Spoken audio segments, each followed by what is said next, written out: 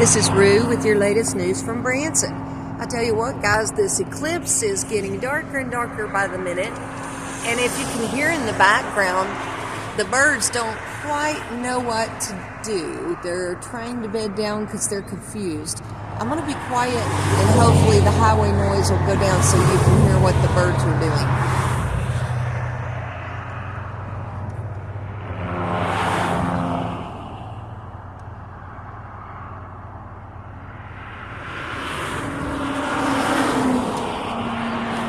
They're all doing their nighttime routine. We see them flying, sitting, crying, like, what is going on? We don't know.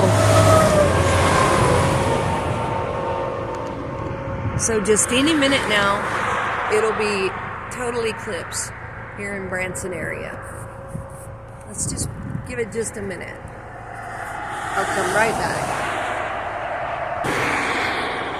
The funny thing now is that cars are starting to have their headlights on because they think it's nighttime. The automatic headlights are coming on.